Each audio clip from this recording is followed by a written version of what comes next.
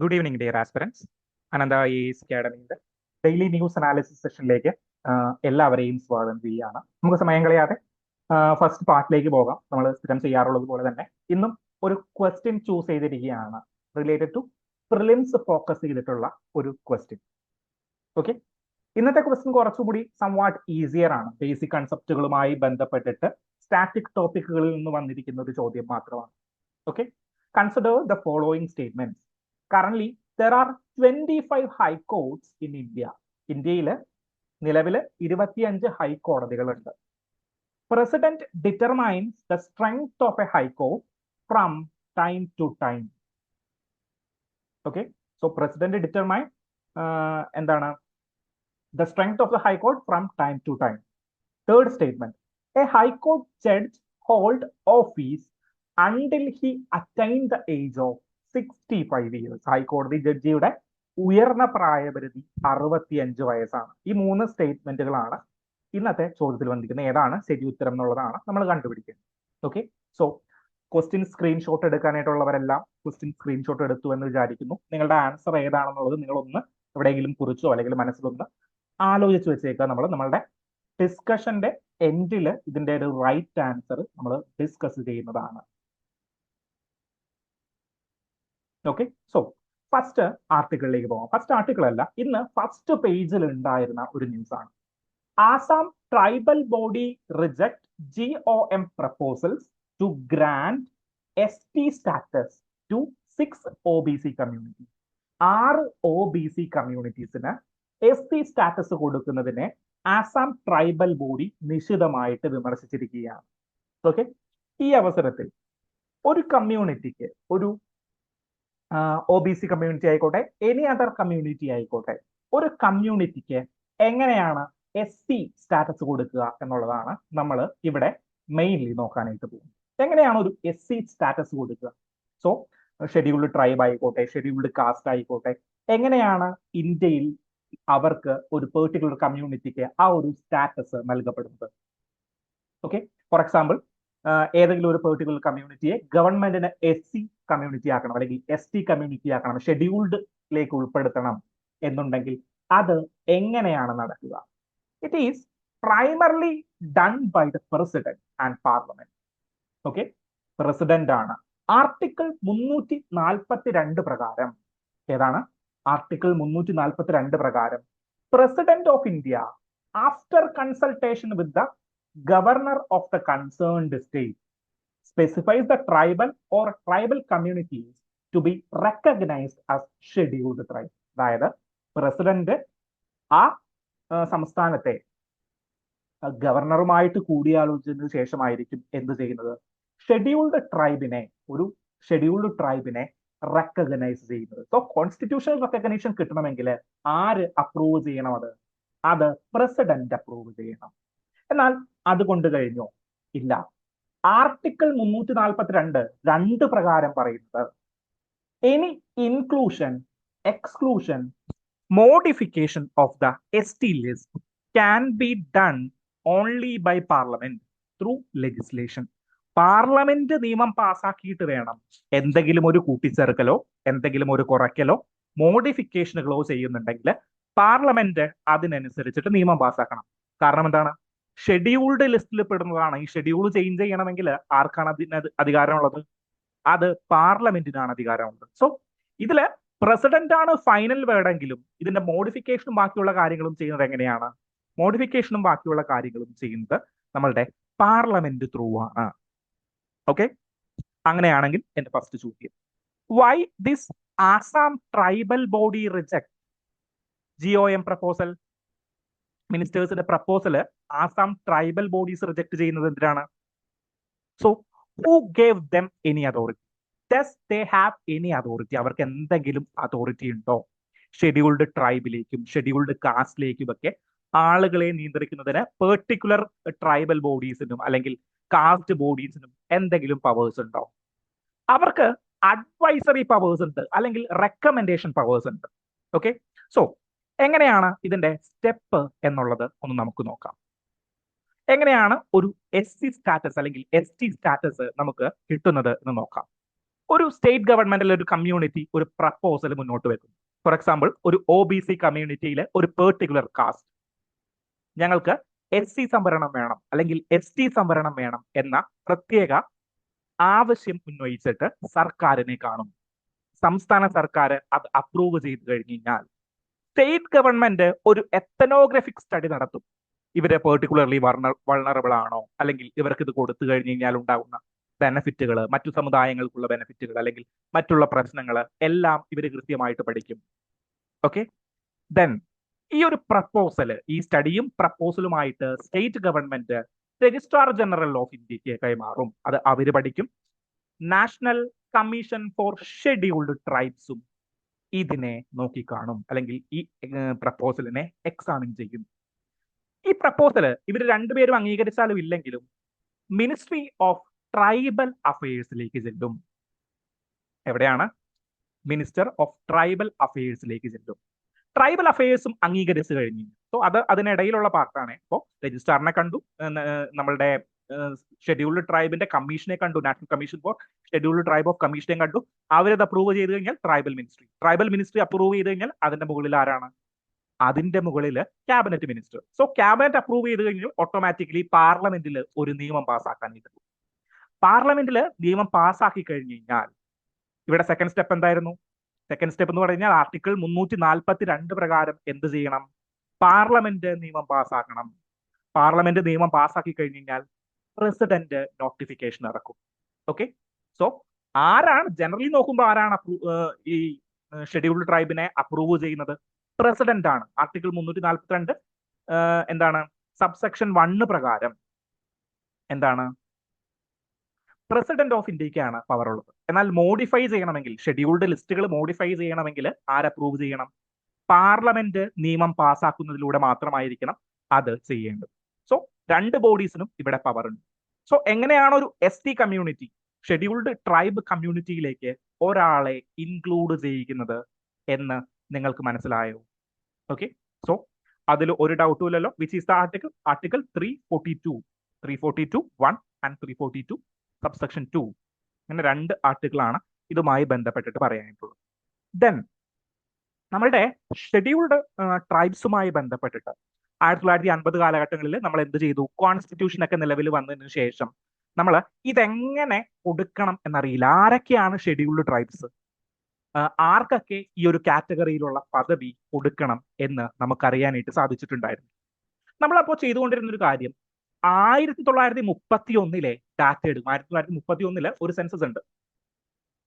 അന്നത്തെ ഡാറ്റ എടുത്തുകൊണ്ട് അതിൽ പെർട്ടിക്കുലർലി വൾണറബിൾ ആയിട്ടുള്ള ഗ്രൂപ്പുകളെ ഐഡന്റിഫൈ ചെയ്ത ആളുകളെ മാത്രമായിരുന്നു നമ്മളുടെ തുടക്കകാലത്ത് നമ്മൾ എന്ത് ചെയ്തുകൊണ്ടിരുന്നത്? ഷെഡ്യൂൾഡ് ട്രൈബ് കമ്മ്യൂണിറ്റിയിലേക്ക് നമ്മൾ അയച്ചുകൊണ്ടിരുന്നത്. ഓക്കെ, അതിനുശേഷം എന്ത് സംഭവിച്ചു? അതിനുശേഷമാണ് 1965 ലോക്കൂർ കമ്മിറ്റി എന്നറിയപ്പെടുന്ന ഒരു പെർട്ടിക്കുലർ പ്രശസ്തമായിട്ടുള്ള ഒരു കമ്മിറ്റി രൂപം കൊള്ളുന്നത്. സോ ലോക്കൂർ കമ്മിറ്റി ചില ക്രൈറ്റീരിയകൾ വെച്ചു.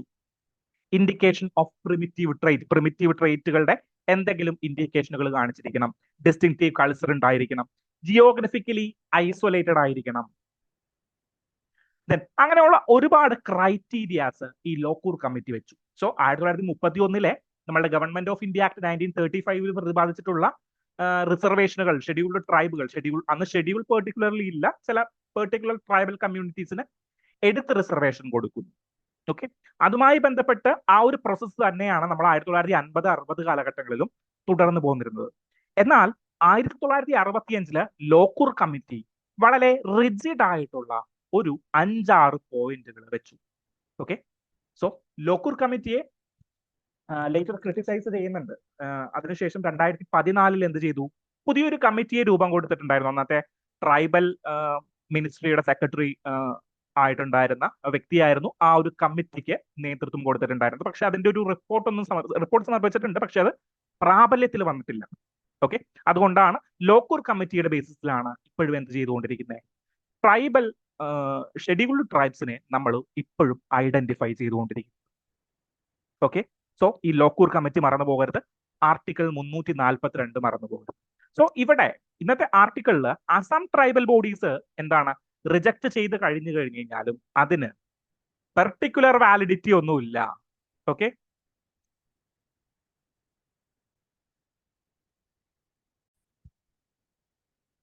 സോ ഈ രണ്ട് കാര്യങ്ങളുമാണ്. ഒന്ന് ആർട്ടിക്കിൾ 342, ദെൻ ലോക്കൂർ കമ്മിറ്റിയുമായി ബന്ധപ്പെട്ടിട്ടുള്ള കാര്യങ്ങളും നിങ്ങളൊന്ന് മനസ്സിലാക്കി വെച്ചിരിക്കുക. ഇവിടെ ആസാം ട്രൈബൽ ബോഡിക്ക് പെർട്ടിക്കുലർലി വലിയ പവർ ഒന്നുമില്ല, റെക്കമെൻഡേഷൻസ് പവറുകൾ മാത്രമാണ് ഇവിടെ ഉള്ളത് എന്ന് നിങ്ങളൊന്ന് മനസ്സിലാക്കി വെച്ചേക്കുക.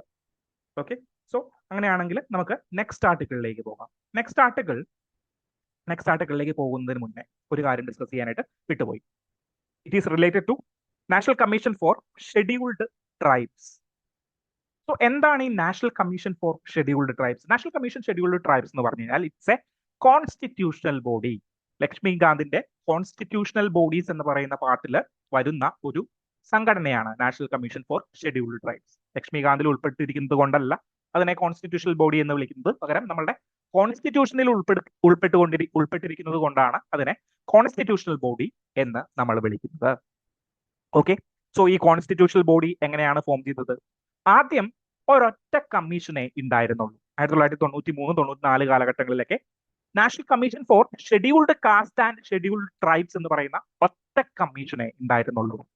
എന്നാൽ 2003 89-ാം അമെന്റ്മെന്റ് പ്രകാരം, കോൺസ്റ്റിറ്റ്യൂഷന്റെ 89-ാം അമെന്റ്മെന്റ് പ്രകാരം ആർട്ടിക്കിൾ 338A എന്ന് പറയുന്ന വകുപ്പ്, പണ്ട് എങ്ങനെയായിരുന്നു? ആർട്ടിക്കിൾ 338 മാത്രമേ ഉണ്ടായിരുന്നുള്ളൂ. ഷെഡ്യൂൾഡ് കാസ്റ്റിനും ഷെഡ്യൂൾഡ് ട്രൈബിനും ഒറ്റ സംഘടനയായിരുന്നു, ഒറ്റ കമ്മീഷൻ ആയിരുന്നു. എന്നാൽ 89-ാമത്തെ കോൺസ്റ്റിറ്റ്യൂഷണൽ അമെന്റ്മെന്റ് പ്രകാരം 2003 കാലഘട്ടങ്ങളിൽ 2003 തുടങ്ങിയിട്ട് എന്ത് ചെയ്തു? ഷെഡ്യൂൾഡ് കാസ്റ്റിനും ഷെഡ്യൂൾഡ് ട്രൈബിനും സെപ്പറേറ്റ് കമ്മീഷനുകൾ ഫോം ചെയ്തു. ഓക്കെ, അത് പ്രകാരം ആർട്ടിക്കിൾ 338 പ്രകാരം എന്തായി? ഷെഡ്യൂൾഡ് കാസ്റ്റിനുള്ള commission. So national commission for scheduled caste article 338, national commission for scheduled tribes article 338A എന്ന് പറയുന്ന രീതിയിലേക്കും വന്നു. ഓക്കെ, സോ ആർട്ടിക്കിൾ 338A പ്രകാരമാണ് നമ്മുടെ national commission for scheduled caste രൂപപ്പെട്ടിരിക്കുന്നത്. ഓക്കെ ആണോ? National commission for scheduled caste article 338A 2003 89th constitutional amendment act പുറപ്പെടുവിക്കുന്നത്. Then വേറെ എന്താണ് ഇതുമായി ബന്ധപ്പെട്ട് പറയാനായിട്ടുള്ളത്? പെർട്ടിക്കുലർലി ഇതൊരു 5 മെമ്പർ ബോഡിയാണ്, 5 മെമ്പർ ബോഡിയാണ് നമ്മളുടെ ഈ national commission for scheduled cast.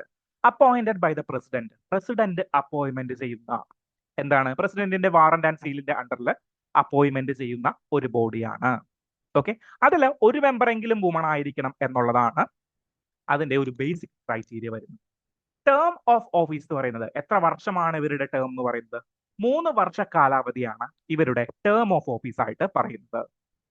Okay, then എന്താണ്? 2 ടേമിൽ കൂടുതൽ ഒരു ആൾക്ക്, അതായത് 2 ടേമിൽ കൂടുതൽ ഒരു പ്രസിഡന്റിന് ആ സ്ഥാനത്തിരിക്കാനായിട്ട് സാധിക്കുകയില്ല എന്ന് കൂടിയിട്ട് നമ്മളുടെ നാഷണൽ കമ്മീഷൻ ഫോർ ഷെഡ്യൂൾഡ് ട്രൈബ്സിന്റെ എന്താണ് നിബന്ധനകളിലുണ്ട്. സോ ആരാണ് അപ്പോയിന്റ്മെന്റ് ചെയ്യുന്നത്? പ്രസിഡന്റ്. എത്ര വർഷത്തേക്കാണ്? 3 വർഷത്തെ ടേമിലേക്കാണ് പ്രസിഡന്റ് അപ്പോയിന്റ്മെന്റ് ചെയ്യുന്നത്. 5 മെമ്പേഴ്സ് ഉണ്ടാകണം, അതിലൊരാൾ മിനിമം സ്ത്രീ ആയിരിക്കണം എന്നുള്ളൊരു ക്രൈറ്റീരിയ കൂടിയിട്ട് നാഷണൽ കമ്മീഷൻ ഫോർ ഷെഡ്യൂൾഡ് കാസ്റ്റിന് ഉണ്ട്. സോ അതിന്റെ ബേസിക് ഫീച്ചേഴ്സ് ഒക്കെ നിങ്ങൾക്ക് അറിയാമല്ലോ. എന്തിനായിരിക്കും ഇത് കോൺസ്റ്റിറ്റ്യൂട്ട് ചെയ്തിട്ടുണ്ടാവുക? ഷെഡ്യൂൾഡ് ട്രൈബ്സിന്റെ പ്രശ്നങ്ങൾ മനസ്സിലാക്കുക, അവർക്ക് വേണ്ടിയിട്ടൊരു എന്താണ് ഒരു അപ്പെക്സ് ബോഡി ആയിട്ട് പ്രവർത്തിക്കുക. ഇതൊക്കെയാണ് ഷെഡ്യൂൾഡ് ട്രൈബ്സിന്റെ കമ്മീഷന്റെ ലക്ഷ്യങ്ങൾ എന്ന് പറയുന്നത്. സോ ആ ഒരു ടോപ്പിക് ക്ലിയർ ആയി എന്ന് വിചാരിക്കും. സോ ഇതിൽ നിന്ന് ചോദ്യം വരാനായിട്ട് സാധ്യതയുള്ള ഒരു ഏരിയയാണ് national commission for scheduled tribes എന്ന് പറയുന്നത്. അങ്ങനെയാണെങ്കിൽ ഒരു ചോദ്യം ചോദിക്കട്ടെ. ആർട്ടിക്കിൾ 338B എന്തുമായി ബന്ധപ്പെട്ടിരിക്കുന്നു? Article 338A national commission for scheduled caste ആണ്. Article 338A national commission for scheduled tribes ആണ്. ആർട്ടിക്കിൾ 338B എന്തുമായി ബന്ധപ്പെട്ടിരിക്കുന്നു? It is related to national commission for backward class. B for backward, അങ്ങനെ ഓർക്കുക. So national commission for backward ക്ലാസുമായി ബന്ധപ്പെട്ടിട്ടുള്ള article ഏതാണ്? Article 338B. So നിങ്ങൾ നോക്കിക്കഴിഞ്ഞു കഴിഞ്ഞാൽ കോൺസ്റ്റിറ്റ്യൂഷന്റെ 35 തുടങ്ങിയിട്ട് 36, 37 തുടങ്ങിയിട്ട് എന്ത് സ്റ്റാർട്ട് ചെയ്യാണ്? ഷെഡ്യൂൾഡ് ട്രൈബ്സ്, ഷെഡ്യൂൾഡ് കാസ്റ്റ്, അങ്ങനെയുള്ള പെർട്ടിക്കുലർ കമ്മ്യൂണിറ്റികൾക്ക് വേണ്ടിയിട്ടുള്ള കാര്യങ്ങളാണ് അവിടെ പറഞ്ഞു തുടങ്ങുന്നത്. അതിനോടനുബന്ധിച്ച് നിങ്ങൾക്ക് പറയാം ആർട്ടിക്കിൾ 342. സോ 338 കഴിഞ്ഞിട്ട് ഒരു 4-5 ആർട്ടിക്കിൾ കഴിഞ്ഞ് കഴിയുമ്പോൾ 342 വരും. 342 എന്താ പറയുന്നത്? 342 ആരാണ് ST സ്റ്റാറ്റസ് അപ്രൂവ് ചെയ്യുന്നത് എന്നുള്ളതാണ് 342 ആർട്ടിക്കിളിൽ പറയുന്നത്. സോ ആ ഒരു കാര്യം കൂടിയിട്ട് ഒന്ന് മനസ്സിലാക്കി വെച്ചേക്കുക. ഓക്കെ ആണോ? ഓക്കെ, അങ്ങനെയാണെങ്കിൽ നെക്സ്റ്റ് ആർട്ടിക്കിളിലേക്ക് പോകാം. Next article is related to നമ്മളുടെ സ്വച്ഛ് ഭാരത് മിഷനുമായി ബന്ധപ്പെട്ടിട്ടുള്ള 2 ആർട്ടിക്കിളുകൾ ഇന്നത്തെ പത്രത്തിൽ വന്നിരിക്കുകയാണ്. It is related to, first article is mainly related to waste return urban India. Urban ഇന്ത്യയിലെ മേജർ സിറ്റീസിന്റെ വേസ്റ്റ് പ്രോബ്ലങ്ങളെ എടുത്ത് കാണിക്കുകയാണ്. സോ നമ്മൾ COP30 എൻഡ് ചെയ്ത് കഴിഞ്ഞപ്പോഴും അവിടെയും ഒരു പ്രത്യേക വിഷയമായിരുന്നത് ഈ സർക്കുലാർ എക്കോണമിയാണ്. ഓക്കെ, എന്താണ് നോ വേസ്റ്റ് സ്ട്രാറ്റജി എല്ലാം നമ്മളുടെ ഈ COPയിൽ നമ്മൾ ഇംപ്ലിമെന്റ് അല്ല, നമ്മൾ പ്രപ്പോസ് ചെയ്തിട്ടുണ്ടായിരുന്നു. ഓക്കെ, സോ നമ്മളുടെ ലൈഫ് സ്റ്റൈൽ ഫോർ എൻവിറോൺമെന്റ് എന്ന് പറയുന്ന ഒരു മിഷൻ ഉണ്ട്. അതായത് 2015 നമ്മൾ എന്ത് ചെയ്തു? പാരീസിൽ നമ്മൾ സബ്മിറ്റ് എടുത്തിട്ടുണ്ടായിരുന്നു. COP21 നമ്മൾ നടത്തിയിരിക്കുന്ന സമയത്ത് എന്തായിരുന്നു എന്ന് വെച്ച് കഴിഞ്ഞാൽ നമ്മളുടെ ടെമ്പറേച്ചർ, ഗ്ലോബൽ ടെമ്പറേച്ചർ എന്താണ് 2 ഡിഗ്രിയിൽ കൂടാൻ പാടില്ല എന്നൊരു സ്ഥിതിവിശേഷം നമ്മൾ തീരുമാനിച്ചുറപ്പിച്ചു. 1.5 ഡിഗ്രിയിൽ കൂടാതിരിക്കാനായിട്ടുള്ള ശ്രമങ്ങൾ നടത്തും, എന്നാൽ 2 ഡിഗ്രിയിൽ ഒരിക്കലും കൂടാൻ പാടില്ല എന്നൊരു നിയമങ്ങൾ എടുത്തു. സോ അതുമായി ബന്ധപ്പെട്ടിട്ട് ഒരുപാട് പ്രൊജക്ടുകൾ നമ്മൾ പ്രപ്പോസ് ചെയ്തിട്ടുണ്ടായിരുന്നു. അതുമായി ബന്ധപ്പെട്ട് പ്രപ്പോസ് ചെയ്തൊരു പ്രൊജക്റ്റ് ആയിരുന്നു എന്താണ് ലൈഫ് സ്റ്റൈൽ ഫോർ എൻവിറോൺമെന്റ് എന്ന് പറയുന്ന ഇന്ത്യയുടെ ഒരു പ്രമുഖ പ്രൊജക്ട്. മോദിജി എപ്പോഴും പ്രപ്പോസ് ചെയ്യുന്ന ഒരു പ്രൊജക്റ്റാണ് ഈ ലൈഫ് സ്റ്റൈൽ ഫോർ എൻവിറോൺമെന്റ്. എല്ലാവരും എൻവിറോൺമെന്റുമായി കണക്ട് ചെയ്ത് കിടക്കുന്നു. അതുമായി ബന്ധപ്പെട്ടാണ് നമ്മുടെ എന്താണ് സസ്റ്റൈനബിലിറ്റി എന്ന് പറയുന്ന ഒരു പ്രൊജക്റ്റാണ് lifestyle for environment. Okay, so ഇങ്ങനെയുള്ള ഡിഫറെന്റ് പ്രൊജക്ടുകളിലും മേജർലി ഫോക്കസ് ചെയ്തിരിക്കുന്നത് ഈ സർക്കുലാർ എക്കോണമിയാണ്. സർക്കുലാർ എക്കോണമി എന്ന് പറഞ്ഞു കഴിഞ്ഞാൽ എന്താണ്? നിങ്ങൾ കഴിഞ്ഞ വർഷത്തെ VD സതീശന്റെ ബുക്ക് കളക്ഷനുകളിൽ നോക്കിക്കഴിഞ്ഞു കഴിഞ്ഞാൽ ഒരു ബുക്ക് ഉണ്ടായിരുന്നു, ഡോണറ്റ് എക്കോണമിക്സ് എന്ന് പറഞ്ഞിട്ടാണ്. How the circular economy shaping the world എന്ന് പറഞ്ഞിട്ടൊരു ബുക്ക് ഉണ്ടായിരുന്നു. എനിക്ക് തോന്നുന്നു മലേഷ്യൻ ആണോ ഫിലിപ്പീൻ ഒരു എക്കണോമിക്സ് എഴുതിയിരിക്കുന്ന ഒരു ബുക്കാണ്. How the circular doughnut economics. അതായത് ഡോണറ്റിന്റെ ഒരു വട്ടം കണ്ടിട്ടില്ലേ നിങ്ങൾ? നമ്മുടെ ഉഴുന്നുവടയെ പോലെ ഇരിക്കുന്ന ഡോണറ്റ്. സോ അതിന്റെ ഷേപ്പിലാണ് നമ്മളുടെ സർക്കുലാർ എക്കോണമി, എൻവിറോൺമെന്റൽ എക്കോണമിയും വർക്ക് ചെയ്യുന്നത്. So manufacturing, consumption, recycling and reuse, ഇങ്ങനെ ഒരു സർക്കുലാർ എക്കോണമിയിലേക്ക് നമ്മൾ പോകണം എന്നുള്ളതാണ് ഈ ഒരു എന്താണ് ഡിസ്കഷന്റെ മേജർ ഉദ്ദേശ ലക്ഷ്യം എന്ന് പറയുന്നത്. പെർട്ടിക്കുലർലി ഇവിടെ ഡിസ്കസ് ചെയ്യുന്നത്, ഫസ്റ്റ് പാർട്ട് ഡിസ്കസ് ചെയ്യുന്നത് റിലേറ്റഡ് ടു അർബൻ എന്താണ് എൻവിറോൺമെന്റൽ ചലഞ്ചസുകൾ, അർബൻ വേസ്റ്റ് ചലഞ്ചസുകൾ പെർട്ടിക്കുലർലി എങ്ങനെയാണ്, അതിനു വേണ്ടിയിട്ട് നമുക്ക് എന്തൊക്കെ ചെയ്യണം, ഇത്രയും കാര്യങ്ങളാണ് ഈ ഒരു ആർട്ടിക്കിളിൽ ഡിസ്കസ് ചെയ്യുന്നത്. ഓക്കെ, സോ നമ്മളുടെ എന്താണ് COP30 ഇൻട്രൊഡ്യൂസ് ചെയ്തിട്ടുണ്ടായിരുന്ന ഒരു ബെസ്റ്റ് ഇനീഷ്യേറ്റീവ് ആണ് റിലേറ്റഡ് ടു മീഥെയിൻ എമിഷനുമായി ബന്ധപ്പെട്ടിട്ട് ഇൻട്രൊഡ്യൂസ് ചെയ്തിട്ടുണ്ടായിരുന്ന ഒരു ഇനീഷ്യേറ്റീവ് ആണ് now initiative, no organic waste initiative എന്ന് പറഞ്ഞത്. ഓക്കെ, സോ ആ ഒരു കാര്യം ഒന്ന് ഓർത്തിരിക്കുക. So now no organic waste initiative is related to എന്നൊക്കെ പറഞ്ഞൊരു ചോദ്യം വന്നു കഴിഞ്ഞില്ല, എക്കോളജി ആൻഡ് എൻവിറോൺമെന്റിൽ ഒരു ചോദ്യം വന്നു കഴിഞ്ഞാൽ അത് എഴുതാനായിട്ട് സാധിക്കും. ഓർത്തിരിക്കുക, മറന്നു കളഞ്ഞേക്കുക. ഓക്കെ, അല്ലാണ്ട് അത് കൃത്യമായിട്ട് നൗ ഇനീഷ്യേറ്റീവ് എന്താണെന്നുള്ളതൊക്കെ ഡീറ്റെയിൽ ആയിട്ട് പഠിക്കാനായിട്ട് പോകണ്ട. ദെൻ ഇന്ത്യയുടെ ഒരു കണക്കെടുക്കാം നമുക്ക്. അതായത് വേസ്റ്റിൽ, അർബൻ സിറ്റീസിന്റെ വേസ്റ്റിൽ ഒരു കണക്കെടുക്കാം. ഇന്ത്യയിൽ 2030 ആകുമ്പോഴേക്കും 165 million tons of waste annually produce ചെയ്യപ്പെടും എന്നാണ് കണക്കുകൾ സൂചിപ്പിക്കുന്നത്. ഓക്കെ, 165 million tons waste annually Indian urban സിറ്റീസിൽ നിന്ന് പ്രൊഡ്യൂസ് ചെയ്യപ്പെടും. 41 മില്യൺ ടൺസിന്റെ ഗ്രീൻ ഹൗസ് ഗ്യാസ് എമിഷൻസ് അവിടെ പ്രൊഡ്യൂസ് ചെയ്യപ്പെടും. ഓക്കെ, ഇന്ത്യയിലെ 51% ആളുകളും 2050 ആകുമ്പോഴേക്കും എവിടെയായിരിക്കും? സിറ്റീസിലായിരിക്കും ജീവിക്കുന്നത്. സോ സിറ്റീസിലെ വേസ്റ്റ് പ്രോബ്ലം എന്ന് പറയുന്നത് ഒരു ഹ്യൂജ് പ്രോബ്ലം തന്നെയാണ്.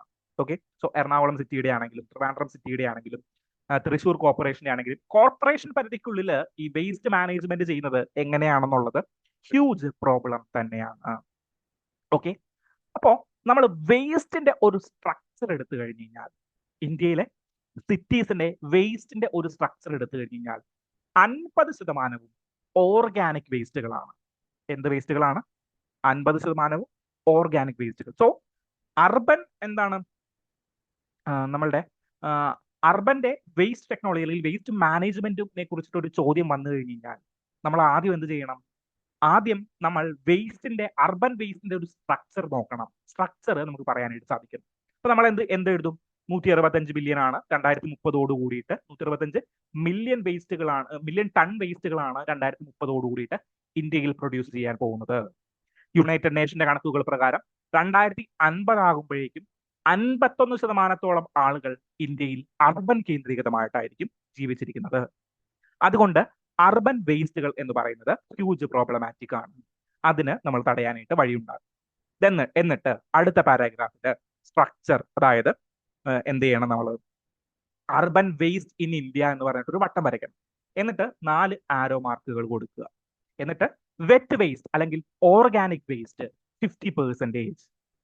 ഓക്കെ, സോ ഇന്ത്യയിലെ വേസ്റ്റുകളുടെ കണക്കെടുത്ത് കഴിഞ്ഞ് കഴിഞ്ഞാൽ എന്താണ് വരുന്നത്? ഓർഗാനിക് വേസ്റ്റ് 50% ആണ് നമുക്ക് കാണാനായിട്ട് സാധിക്കും. ഡ്രൈ വേസ്റ്റ് എന്ന് പറഞ്ഞു കഴിഞ്ഞാൽ പ്ലാസ്റ്റിക് കൂവുകൾ പോലെ അല്ലെങ്കിൽ സോളിഡ് വേസ്റ്റുകൾ പോലെ ഉള്ള ഡ്രൈ വേസ്റ്റുകൾ അറൌണ്ട് 1/3% ആണ്. 1/3 ആണ്, മീൻസ് 33 to 35%. ഓക്കെ, സോ 1/2 എന്താണ്? 1/2 ഓർഗാനിക് വേസ്റ്റ് ആണ്. രണ്ടാമത് 1/3 അറൌണ്ട് 33% എന്താണ്? ഡ്രൈ വേസ്റ്റ് ആണ്. ദെൻ ബാക്കിയുള്ള വേസ്റ്റുകളാണ് എന്ത് വരുന്നത്? പെർട്ടിക്കുലർലി കൺസ്ട്രക്ഷൻ ആൻഡ് ഡെമോളിഷന്റെ വേസ്റ്റുകൾ വരുന്നത്. പിന്നെ എന്താണ്? വാട്ടർ വേസ്റ്റുകൾ വരുന്നുണ്ട്. അങ്ങനെ ഡിഫറെന്റ് വേസ്റ്റുകൾ വരുന്നുണ്ട്. ഓക്കെ, ഇതില് 50%-ഓളം വേസ്റ്റുകളെയും നമുക്ക് കൃത്യമായിട്ട് നിർമ്മാർജ്ജനം ചെയ്തുകൂടെ? എന്ത്? ഓർഗാനിക് വേസ്റ്റുകൾ, അതായത് ഫുഡ് വേസ്റ്റുകൾ, ദെൻ എന്താണ് അതുമായി ബന്ധപ്പെട്ട് വരുന്ന ജൈവ മാലിന്യങ്ങൾ, അതിനെ നമുക്ക് കൃത്യമായിട്ട് യൂട്ടിലൈസ് ചെയ്തുകൂടെ? ചെയ്യാം. അതിനു വേണ്ടിയിട്ടുള്ള പദ്ധതിയാണ് എന്ത്? നമ്മളുടെ ഗാർബേജ് ഫ്രീ സിറ്റീസ് എന്ന് പറയുന്ന ഒരു ഇനീഷ്യേറ്റീവ്. ഗാർബേജ് ഫ്രീ സിറ്റീസ് എന്ന് പറഞ്ഞു കഴിഞ്ഞാൽ നമ്മളുടെ ഒരു സിറ്റികളിലും ഗാർബേജ് ഉണ്ടാകാനായിട്ട് പാടില്ല. ഇവിടെ പറഞ്ഞിരിക്കുന്ന ഒരു വാക്യമുണ്ട്. എന്താണ്? No organic waste. Foods belong to humans, not landfills. Food എന്ന് പറയുന്നത് ഹ്യൂമൻസിന് വേണ്ടിയിട്ടു അല്ലെങ്കിൽ ഹ്യൂമൻസ് ക്രിയേറ്റ് ചെയ്തതാണ്. അത് ലാൻഡ് ഫില്ലിലേക്ക് ഇട്ട് ലാൻഡ് ഫില്ലിനെ നശിപ്പിക്കേണ്ട. സോ നോ ഓർഗാനിക് വേസ്റ്റ് എന്ന് പറയുന്ന ഒരു കൺസെപ്റ്റ്, അതായത് ഗാർബേജ് ഫ്രീ കൺസെപ്റ്റ്. ഓർഗാനിക് വേസ്റ്റുകൾ അതിന്റെ ഉറവിടത്തിൽ തന്നെ നിർമ്മാർജ്ജനം ചെയ്യാനായിട്ടുള്ള പ്രക്രിയകൾ നമ്മൾ സ്വീകരിക്കണം. അപ്പോ കേരള ഗവൺമെന്റിന്റെ ഒരു പ്രത്യേക പദ്ധതിയുണ്ട്. എന്താണ്? ഉറവിട മാലിന്യ സംസ്കരണ പ്ലാന്റുകൾ. നമ്മളുടെ വീടുകളിൽ ഇപ്പൊ നിങ്ങൾ നോക്കിക്കഴിഞ്ഞാൽ ശുചിത്വ മിഷന്റെ കീഴിൽ ഒരു 3 എന്താണ് ലെയറിലുള്ള പാർട്ടിക്കിള്, ഒരു എന്താണ് ഗ്യാസ് കുറ്റി പോലത്തെ അല്ലെങ്കിൽ ഒരു എന്താണ് ബക്കറ്റ് പോലത്തെ ഒരു 3 ലെയറിലുള്ള ഒരു ബക്കറ്റ് നിങ്ങളുടെ വീടുകളിലൊക്കെ കൊണ്ടുവന്ന് തന്നിട്ടുണ്ടാകും. അല്ലെങ്കിൽ നമുക്ക് എവിടെയാണ് പഞ്ചായത്തിൽ പോയി കഴിഞ്ഞാൽ അത് വാങ്ങിക്കാൻ കിട്ടും. ഇതിൽ മുകളിൽ നമ്മളുടെ ഓർഗാനിക് വേസ്റ്റുകൾ ഇട്ട് കഴിഞ്ഞാൽ ഓട്ടോമാറ്റിക്കലി കുറച്ച് നാളുകൾ കഴിയുമ്പോൾ പൊടിയായിട്ട് അത് താഴെ എത്തിക്കോളും. ഓക്കെ, മണ്ണായിട്ട് അല്ലെങ്കിൽ എന്താണ് സോയിൽ കോമ്പൗണ്ട് ആയിട്ട് ഉറവിടത്തിൽ തന്നെ വെച്ചുകൊണ്ട് ഇതിനെ ഡീകമ്പോസ് ചെയ്യാനായിട്ട് നമുക്ക് സാധിക്കും. സോ അങ്ങനെ ഓർഗാനിക് വേസ്റ്റിന്റെ 50%-നെ നമുക്ക് എന്ത് ചെയ്യാൻ പറ്റും? നമുക്ക് ഓർഗാനിക്കലി തന്നെ നമുക്ക് ഇത് ചെയ്യാനായിട്ട് പറ്റും, റീയൂസ് ചെയ്യാനായിട്ട് പറ്റും, അല്ലെങ്കിൽ എന്താണ് ഫോം ചേഞ്ച് ചെയ്യാനായിട്ട് പറ്റും. Then another problem is related to dry waste. Dry waste എത്ര ശതമാനമാണ്? 1/3% ആണ്. 1/3 പാർട്ടാണ്, വിച്ച് ഈസ് 33% ആണ് ഡ്രൈ വേസ്റ്റുകളുടെ ഒരു കണക്ക് എന്ന് പറയുന്നത്. ഇതിൽ നമുക്ക് എന്ത് ചെയ്യാൻ പറ്റും? പ്ലാസ്റ്റിക് ഡൊമിനൻസ് ഉണ്ട്. ഇതിനെ റീയൂസ് ചെയ്യുക എന്നുള്ളതാണ്. ഓക്കെ, റീയൂസ് ചെയ്യുക, റിഡക്ഷൻ ചെയ്യുക. ആദ്യം റിഡക്ഷൻ ചെയ്യുക, റിഡക്ഷൻ ചെയ്യാൻ പറ്റാത്ത സ്ഥലങ്ങളിൽ റീയൂസ് ചെയ്യുക. ഓക്കെ, അപ്പോൾ 2 കാര്യങ്ങളും നമ്മൾ ചെയ്തു. ദെൻ കൺസ്ട്രക്ഷൻ ആൻഡ് ഡെമോളിഷൻ വേസ്റ്റുകൾ. 2015 ശേഷം നമ്മൾ അഭിമുഖീകരിക്കുന്ന വലിയ പ്രശ്നങ്ങളിൽ ഒന്നാണ് കൺസ്ട്രക്ഷൻ ആൻഡ് ഡെമോളിഷൻ വേസ്റ്റുകൾ ക്രമാതീതമായിട്ട് ഉയരുകയാണ്. ഓക്കെ, കാരണം എന്താണ്, നമ്മൾ ഒരുപാട് വീടുകൾ കെട്ടിപ്പൊക്കിയിട്ടുണ്ട്, ഒരുപാട് കൺസ്ട്രക്ഷൻ സൈറ്റുകൾ കെട്ടിപ്പൊക്കിയിട്ടുണ്ട്. ഇതിന്റെ എല്ലാം ഡെമോളിഷൻ ചെയ്യുമ്പോൾ ഉള്ള വേസ്റ്റുകൾ, ഫോർ എക്സാമ്പിൾ സിമെന്റിന്റെ വേസ്റ്റുകൾ, ഈ സിമെന്റിന്റെ വേസ്റ്റ് കൊണ്ട് നമ്മൾ എന്ത് ചെയ്യും? അല്ലെങ്കിൽ നമ്മളിപ്പോൾ ഒരു വീട് പണിതു, ആ വീട് ഒരു 10-15 വർഷം കഴിയുമ്പോൾ പൊളിച്ചിട്ട് എനിക്ക് പുതിയൊരു വീട് പണിതു. ഇത് പൊളിക്കുമ്പോൾ ഉണ്ടാകുന്ന അവശിഷ്ടങ്ങൾ, മരടിലെ ഫ്ലാറ്റ് പൊളിച്ചു കഴിഞ്ഞപ്പോൾ ഉണ്ടായ അവശിഷ്ടങ്ങൾ, ഇതിനെല്ലാം നമുക്ക് എന്ത് ചെയ്യാനായിട്ട് സാധിക്കും? ഓക്കെ, സോ അങ്ങനെ ഒരു ക്വസ്റ്റ്യൻ ഉണ്ടായിരുന്നു. So 2015 government construction and demolition waste rules എന്ന് പറഞ്ഞ ഒരു പെർട്ടിക്കുലർ റൂള് ഇൻട്രൊഡ്യൂസ് ചെയ്തു. അതായത് കൺസ്ട്രക്ഷനും ഡെമോളിഷനും ചെയ്ത് കഴിയുമ്പോൾ ഉണ്ടാകുന്ന വേസ്റ്റുകൾ എങ്ങനെയാണ് കൃത്യമായിട്ട് നിർമ്മാർജ്ജനം ചെയ്യേണ്ടത്. ഇമ്പോർട്ടന്റ് ആണ്, വളരെ ഇമ്പോർട്ടന്റ് ആണ്. Construction and demolition waste management rules 2016. Okay, അതിന്റെ ഒരു എക്സ്റ്റൻഷൻ എന്നോണം 2024 നമ്മളുടെ എൻവിറോൺമെന്റ് പ്രൊട്ടക്ഷൻ ആക്ടിന്റെ അണ്ടറിൽ environment construction and demolition waste management rules update ചെയ്തു. ഓക്കെ, സോ കൺസ്ട്രക്ഷൻ വേസ്റ്റിനെയും ഡെമോളിഷൻ വേസ്റ്റിനെയും എങ്ങനെയാണ് നമ്മൾ അപ്ഡേറ്റ് ചെയ്തിരിക്കുന്നത്? ഇവിടെ പെർട്ടിക്കുലർലി നമ്മൾ ഇൻട്രൊഡ്യൂസ് ചെയ്ത ഒരു കാര്യമാണ് എക്സ്റ്റെൻഡഡ് പ്രൊഡ്യൂസേഴ്സ് റെസ്പോൺസിബിലിറ്റി. ഈ ആർട്ടിക്കിളുകളിൽ മാത്രമല്ല, അല്ലെങ്കിൽ CNDയുടെ റൂൾസിൽ മാത്രമല്ല, എന്താണ് നമ്മളുടെ ഈ ഇലക്ട്രിക് ബാറ്ററീസിന്റെ കാര്യത്തിൽ, അല്ലെങ്കിൽ അങ്ങനെയുള്ള റിന്യൂവബിൾ എനർജീസിന്റെ കാര്യത്തിൽ എല്ലാം നമ്മൾ കേൾക്കുന്ന ഒരു പേരാണ് extended producer responsibility. What is extended producer responsibility? എന്താണ് എക്സ്റ്റെൻഡഡ് പ്രൊഡ്യൂസർ റെസ്പോൺസിബിലിറ്റി? പ്രൊഡ്യൂസറിന് ഒരു റെസ്പോൺസിബിലിറ്റി ഉണ്ട്. ഇവിടെ കൺസ്ട്രക്ഷന്റെയും ഡെമോളിഷന്റെയും വേസ്റ്റുകൾ ക്രിയേറ്റ് ചെയ്യപ്പെടുന്ന പ്രൊഡ്യൂസേഴ്സിന് ഒരു റെസ്പോൺസിബിലിറ്റി ഉണ്ട്. But it is not limited to producers alone. Okay, the producer's responsibility is extended. കുറച്ചും കൂടി വിപുലീകരിച്ചു. ആരിലേക്ക് വിപുലീകരിച്ചു? ഇത് ഇന്റർമീഡിയറി ചെയ്യുന്ന ആളുകൾ, ഇത് കൊണ്ടുപോകുന്ന വലിയ ലാർജ് കമ്പനീസ്, അങ്ങനെ ആ കമ്പനീസിലേക്കും ഈ പ്രൊഡ്യൂസേഴ്സിന്റെ റെസ്പോൺസിബിലിറ്റി എക്സ്റ്റെൻഡ് ചെയ്തു. So who ever creates the waste should എന്ത് ചെയ്യണം? Responsibly handle. ആരാണോ വേസ്റ്റുകൾ ക്രിയേറ്റ് ചെയ്യപ്പെടുന്നത് അവര് അത് റെസ്പോൺസിബിളി ഹാൻഡിൽ ചെയ്യണം എന്നുള്ളതാണ് ബേസിക് ആയിട്ട് എൻവിറോൺമെന്റൽ വേസ്റ്റ് മാനേജ്മെന്റ് റൂളിന്റെ പ്രിൻസിപ്പിൾസ് എന്ന് പറയുന്നത്. ഓക്കെ, സോ ഇതാണ് ഇതിൽ പെർട്ടിക്കുലർലി പറയുന്നത്. അടുത്തൊരു സെഷൻ ഉണ്ട്, എന്താണ്? വാട്ടർ വേസ്റ്റ് മാനേജ്മെന്റുമായി ബന്ധപ്പെട്ടിട്ട്. Okay, so water waste management next ആർട്ടിക്കിളിൽ ഒന്ന് ഡീറ്റെയിൽ ആയിട്ട് ഡിസ്കസ് ചെയ്യുന്നുണ്ട്. വാട്ടർ വേസ്റ്റ് മാനേജ്മെന്റ് അല്ല, എന്താണ് നമ്മളുടെ സ്വച്ഛ് ഭാരത് മിഷനുമായി ബന്ധപ്പെട്ടിട്ടുള്ള ഓപ്പൺ ഡെഫിക്കേഷനുമായി ബന്ധപ്പെട്ടിട്ടുള്ള ഒരു പ്ലസ് കാറ്റഗറി, ഒരു പുതിയ ഇൻട്രൊഡക്ഷൻ നമ്മൾ നെക്സ്റ്റ് ആർട്ടിക്കിളിൽ ഡിസ്കസ് ചെയ്യുന്നുണ്ട്. സോ ഇതിന്റെ ഒരു നെക്സ്റ്റ് സ്റ്റേജ് ഇപ്പോൾ എന്താണ്? Construction and demolition waste management rules നമ്മൾ പറഞ്ഞു. നെക്സ്റ്റ് സ്റ്റേജ് ആയിട്ട് അദ്ദേഹം ഡിസ്കസ് ചെയ്തിട്ടുണ്ടായിരുന്നു, നമ്മളുടെ ആർട്ടിക്കിളിൽ ഡിസ്കസ് ചെയ്തിട്ടുണ്ടായിരുന്നത് എന്തായിരുന്നു? നമ്മളുടെ വേസ്റ്റ് വാട്ടർ ട്രീറ്റ്മെന്റുമായി ബന്ധപ്പെട്ടിട്ടായിരുന്നു. വേസ്റ്റ് വാട്ടർ ട്രീറ്റ്മെന്റ് നമുക്ക് എങ്ങനെ ഏറ്റവും എഫക്റ്റീവ്ലി എന്താണ് വേസ്റ്റ് റെഡ്യൂസ് ചെയ്യാനായിട്ട് സാധിക്കും? എഫക്റ്റീവ് പ്ലാന്റുകൾ ക്രിയേറ്റ് ചെയ്യുക വേസ്റ്റ് വാട്ടറിൽ. വേസ്റ്റ് വാട്ടർ എന്ന് പറയുമ്പോൾ ഇൻഡോറിൽ 10 പേരോളം മരിച്ചിരിക്കുകയാണ്. എന്താണ്? പൈപ്പിലൂടെ വരുന്ന ജലത്തില് എന്താണ് വേസ്റ്റ് വാട്ടർ കയറിയിട്ട് അത് കുടിച്ചുകൊണ്ട് ഒരു എന്താണ് നവജാത ശിശു അടക്കം മരിച്ചിരിക്കുന്ന ഒരു ദാരുണമായ സംഭവം ഇൻഡോറിൽ ഉണ്ടായിരിക്കുകയാണ്. സോ ഇതെല്ലാം ഇതിന്റെ ഭാഗമായിട്ട് നടക്കുന്നുണ്ടെങ്കിലും നമുക്കിങ്ങനെ ഇതിന്റെ എന്താണ് എക്സ്റ്റൻഷൻസുകൾ പറഞ്ഞുകൊണ്ടേയിരിക്കും. അപ്പോൾ എങ്ങനെയാണെന്ന് മനസ്സിലായെന്ന് വിചാരിക്കുന്ന ഒരു ഇന്ത്യൻ അർബൻ വേസ്റ്റ് സ്ട്രക്ചറുകൾ. സോ അതിന്റെ പ്രോബ്ലംസ് ഐഡന്റിഫൈ ചെയ്ത് കഴിഞ്ഞ് കഴിഞ്ഞാൽ നേരെ ഒരു ക്വസ്റ്റ്യൻ വന്നു കഴിഞ്ഞ് കഴിഞ്ഞാൽ നേരെ 4 വര വരയ്ക്കുക. ഓർഗാനിക് വേസ്റ്റുകളെ കുറിച്ച് പറയണം. ദെൻ എന്താണ്? ഡ്രൈ വേസ്റ്റുകളെ കുറിച്ച് പറയണം. ഡ്രൈ വേസ്റ്റ് എന്ന് പറയുമ്പോൾ പ്ലാസ്റ്റിക് വേസ്റ്റുകൾ, നോൺ ഓർഗാനിക് ആയിട്ടുള്ള മറ്റ് വേസ്റ്റുകളെ കുറിച്ചിട്ട് പറയണം. ദെൻ വേറെ എന്താണ്? നമ്മളുടെ ഡെമോളിഷൻ വേസ്റ്റുകൾ, കൺസ്ട്രക്ഷൻ ആൻഡ് ഡെമോളിഷൻ വേസ്റ്റുകളെ കുറിച്ചിട്ട് പറയണം. വേസ്റ്റ് വാട്ടർ ട്രീറ്റ്മെന്റുകളെ കുറിച്ചിട്ട് പറയണം. ഇതിൽ എങ്ങനെയാണ് ഇന്ത്യയിൽ ആക്ട് ചെയ്യുന്നത് എന്ന് കൂടിയിട്ട് നമ്മൾ പറഞ്ഞു വെച്ച് കഴിഞ്ഞാൽ it will be a better answer for means. Okay, so ആ ഒരു പോർഷൻ ക്ലിയർ ആയല്ലോ. അതുമായി ബന്ധപ്പെട്ടുകൊണ്ട് തന്നെയാണ് നമ്മൾ നെക്സ്റ്റ് ആർട്ടിക്കിളും ഡിസ്കസ് ചെയ്യുന്നത്. Okay, recasting sanitation. സോ എന്താണ്? നമ്മൾ 2014-15 കാലഘട്ടങ്ങളിലെ സ്വച്ഛ് ഭാരത് മിഷൻസ് നമ്മൾ ഇൻട്രൊഡ്യൂസ് ചെയ്ത് കഴിഞ്ഞപ്പോൾ അവിടെ ഏറ്റവും പ്രയോറിറ്റി കൊടുത്തിരുന്നത് നമ്മൾ എന്തിനായിരുന്നു?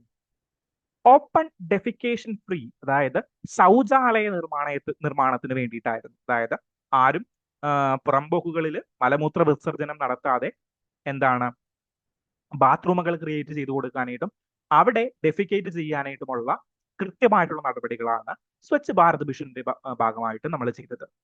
എന്നാൽ ഇപ്പൊ സ്വച്ഛ് ഭാരത് മിഷൻ ഒരു 10 വർഷം പിന്നിട്ടിരിക്കുകയാണ്. നമ്മൾ ഒരുപാട് ബാത്റൂമുകളും ടോയ്ലറ്റുകളും ക്രിയേറ്റ് ചെയ്യപ്പെട്ടു കൊടുക്കുകയും അതിൽ ഒരുപാട് പേര് എഫക്റ്റീവ്ലി യൂട്ടിലൈസ് ചെയ്യുകയും ചെയ്തിട്ടുണ്ടായിരുന്നു. സെക്കൻഡ് സ്റ്റേജിലേക്ക് കടക്കുമ്പോൾ ഈ ക്രിയേറ്റ് ചെയ്യപ്പെട്ട ഏരിയാസിലെല്ലാം ഒരു പ്രോബ്ലം വന്നു.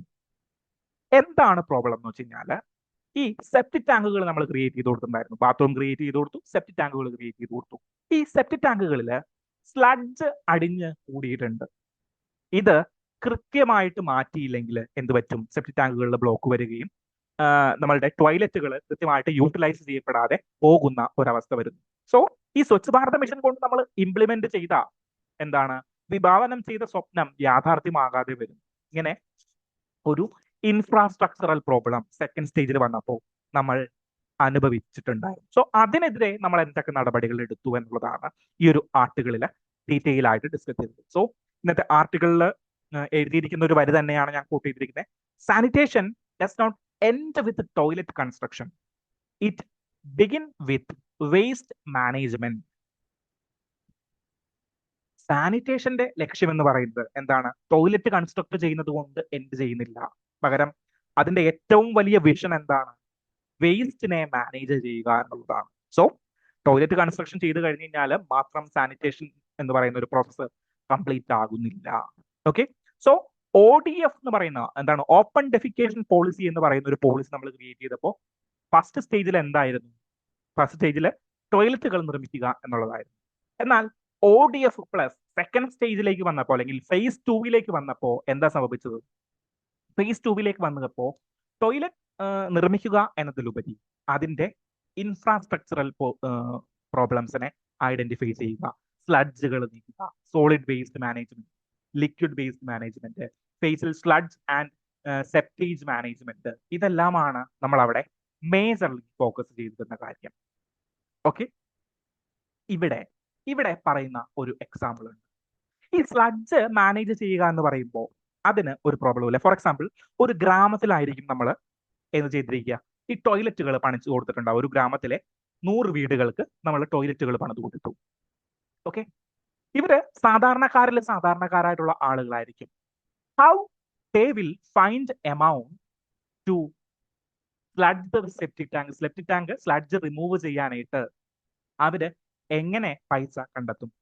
സോ ഇതിന് വേണ്ടിയിട്ട് ആളുകൾ എങ്ങനെ കണ്ടെത്തും? ഇവര് എക്സ്ട്രീം പൈസ വാങ്ങിച്ചു കഴിഞ്ഞാൽ ഇവർ എന്ത് ചെയ്യും? സോ ഇതെല്ലാം ഒരു പ്രോബ്ലം ആയിട്ടുണ്ടായിരുന്നു. സോ മഹാരാഷ്ട്ര അതിന് ഗംഭീര എക്സാമ്പിളുകൾ, സ്റ്റേറ്റ് എക്സാമ്പിളുകൾ ഉപരി ഡിസ്ട്രിക്ട് സ്പെസിഫിക് ആയിട്ട് ഗംഭീര എക്സാമ്പിളുകൾ നമുക്ക് കാണിച്ചു തന്നു. ഓക്കെ, ഇവരെന്ത് ചെയ്തു എന്ന് കഴിഞ്ഞാൽ കമ്മ്യൂണിറ്റി, അതായത് ഒരു പഞ്ചായത്ത് നേരിട്ട് 7 വർഷങ്ങൾ കൂടുമ്പോൾ സ്ലഡ്ജുകൾ നീക്കം ചെയ്യാനായിട്ടുള്ള പദ്ധതി ഫ്രീ ആയിട്ട് ചെയ്തു കൊടുത്തു. ഓക്കെ, സോ ഒരു പഞ്ചായത്ത് എന്ത് ചെയ്തു? പഞ്ചായത്ത് ഫ്രീ ആയിട്ട്, അത് ഒരു മുനിസിപ്പൽ കോർപ്പറേഷന്റെ കണക്ടിവിറ്റിയിൽ നിന്നുകൊണ്ടാണ്. ഓക്കെ, സോ മുനിസിപ്പൽ കോർപ്പറേഷൻ, ഇപ്പോൾ നിങ്ങൾ തിരുവനന്തപുരം മുനിസിപ്പൽ കോർപ്പറേഷനിൽ താമസിച്ചിട്ടുണ്ടെങ്കിൽ UPSC ഒക്കെ പഠിക്കാനായിട്ട് ട്രിവാൻഡ്രത്ത് വന്നിട്ടുണ്ടെങ്കിൽ നിങ്ങൾ കാണാൻ സാധിക്കും. അവിടെ ഈ സെപ്റ്റിക് ടാങ്ക് എന്ന് പറയുന്ന ഒരു കൺസെപ്റ്റ് ഒന്നുമില്ല. ഇറ്റ്സ് ഗോയിങ് ടു എ ഡ്രെയിനേജിലേക്കാണ് ഈ സ്ലഡ്ജുകളെല്ലാം, ഫേഷ്യൽ വേസ്റ്റുകളെല്ലാം പുറന്തള്ളപ്പെടുന്നത്. ഓക്കെ, നഗരപരിധിയിൽ എങ്ങനെയാണ് സെപ്റ്റിക് ടാങ്കുകൾ നിങ്ങൾക്ക് കാണാനായിട്ട് സാധിക്കില്ല. സോ ഇതെല്ലാം കൃത്യമായിട്ട് ക്ലീൻ ചെയ്യുന്ന നഗരസഭയ്ക്ക് വേണ്ടിയിട്ട് അല്ലെങ്കിൽ കോർപ്പറേഷന് വേണ്ടിയിട്ട് പ്രത്യേകം ആളുകളുണ്ട്, അല്ലെങ്കിൽ പ്രത്യേകം മിഷനറിയും പ്രത്യേകം സംവിധാനങ്ങളും ഉണ്ട്. ഈ സംവിധാനത്തെ അതിനോട് അടുത്ത് കിടക്കുന്ന ഒരു ഗ്രാമവും യൂട്ടിലൈസ് ചെയ്തു. അതാണ് ഒന്നാമത്തെ എക്സാമ്പിൾ. സെക്കൻഡ് എക്സാമ്പിൾ എന്ന് പറഞ്ഞു കഴിഞ്ഞാൽ ഗ്രാമം നേരിട്ട് പ്രൈവറ്റ് കോർപ്പറേഷനുമായി നിന്നുകൊണ്ട് സ്ലഡ്ജസുകൾ റിമൂവ് ചെയ്യാനായിട്ടുള്ള പ്രക്രിയയിൽ ഏർപ്പെട്ടു. Okay, so community based sludge treatment പ്ലാന്റ്സുകൾ ക്രിയേറ്റ് ചെയ്യപ്പെട്ടു.